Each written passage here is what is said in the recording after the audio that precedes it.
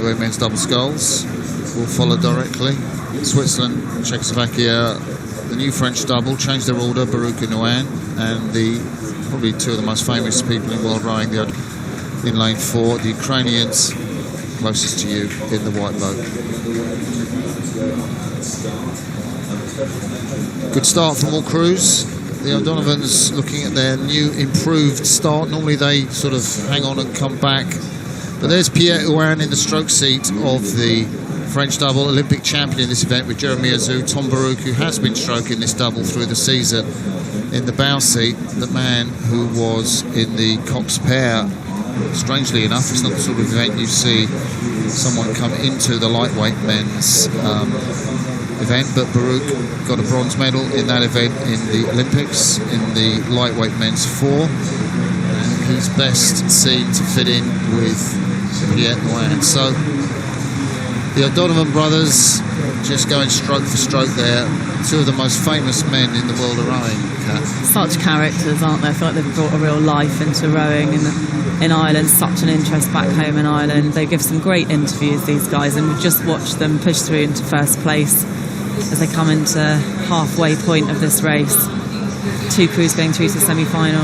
I'll tell you what, that change in the French double has made a real difference, and I think Pierre Huan looks, the stroke man from the Toul Club, looks a little more free, a little more easy, particularly in the second half of the stroke, more vibrancy to him, and I think that's a better way round. And if Alexis Besançon, their coach, has changed that, I think he's done a good job, because the French have got more vibrancy. There's the Czech double, distinctive red hair of Miroslav Rastil Jr. in the stroke seat of that double, the veteran Czech lightweight. O'Donovan's just making a little bit of an impact there, aren't they? Yeah, they are. They're just holding about half a length over the French. It's interesting in the men's lightweight doubles that they've scrapped the lightweight 4 as an Olympic event, so all the talent now is coming into this event, in the lightweight doubles event for men's lightweight rowing. And the O'Donovans really dominating this event. Little look across left and right. I don't know if Gary's looking for the sort of 500 metre mark. They're used to being under pressure, and they won't really mind, because they will have a really strong 500 metres. Be interesting to see what Huan and Baruch can produce. And the Irish have bested them in the third quarter. We've got about 600 metres left of this race, and the men from Skibbereen, coached by Dominic Casey, are in a great position in this race.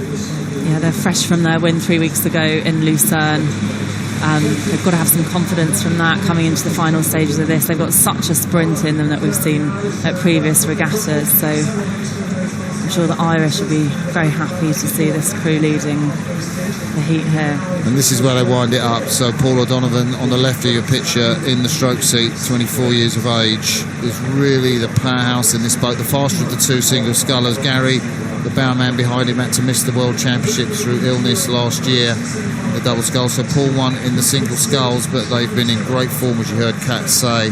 Won at the Lucerne World Cup 3 weeks ago, and they are now going through the gears. French not out of it though. This is a good race for them. New crew formation, Tom Baruch in the bows of their boat, and Pierre Huan moving from bow to stroke this crew. Yeah, the French are going with them, so O'Donovans have wound it up. The French are going with them, and these two crews moving away from the rest of the field here. Yeah, he's a real strong man, isn't he? Pierre Huan in the stroke seat. Just 24 years of age, from the Toul Club.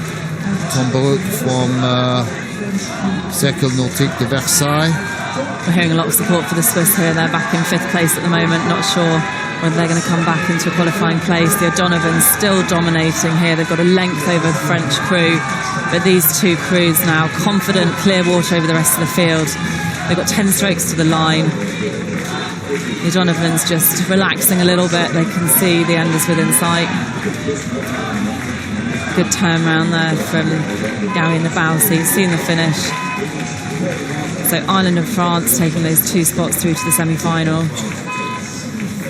I think both crews could be pretty pleased with that result, both the Irish and the French. Ukraine too actually coming in third. Didn't expect that result from the Ukrainian double of Kumar and Kovalov. So 6:27 there for the O'Donovans. Gary and Paul O'Donovan. Very competitive event, this, isn't it? Yeah, fantastic competition here. So Burrick and Hoon taking the second place for France.